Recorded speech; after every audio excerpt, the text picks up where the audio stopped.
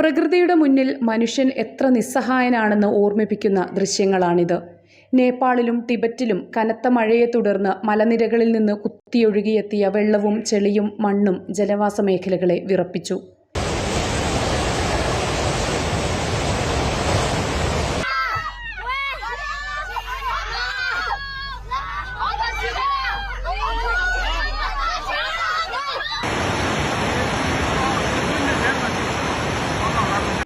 ഒരു സാധാരണ വെള്ളപ്പാച്ചിലായിരുന്നില്ല ഇത്.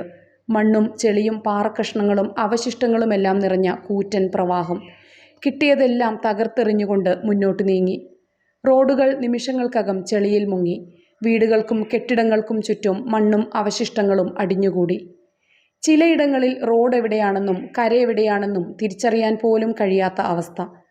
മലനിരകളിലൂടെ അതിവേഗം താഴേക്ക് പതിച്ച വെള്ളം ജനവാസ കേന്ദ്രങ്ങളിലേക്ക് ഇരച്ചു കയറുമ്പോൾ പ്രദേശവാസികൾക്ക് മുന്നിലുണ്ടായിരുന്നത് ഭീതിയുടെ നിമിഷങ്ങളായിരുന്നു.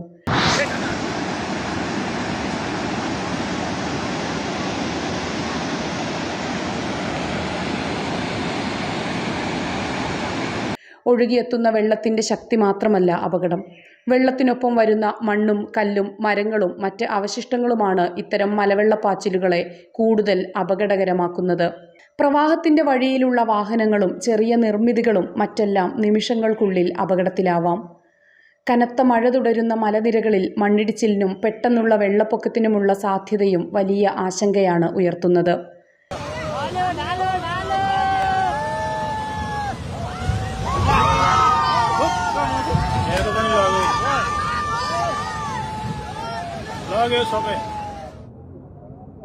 ഹിമാലയൻ മേഖലയിൽ മഴയുടെ സ്വഭാവത്തിലുണ്ടാകുന്ന മാറ്റങ്ങളും അതിതീവ്ര മഴയും ഇത്തരം ദുരന്തങ്ങളുടെ ആഘാതം വർദ്ധിപ്പിക്കുന്നതിനെക്കുറിച്ചുള്ള ചർച്ചകൾ വീണ്ടും സജീവമാവുകയാണ്.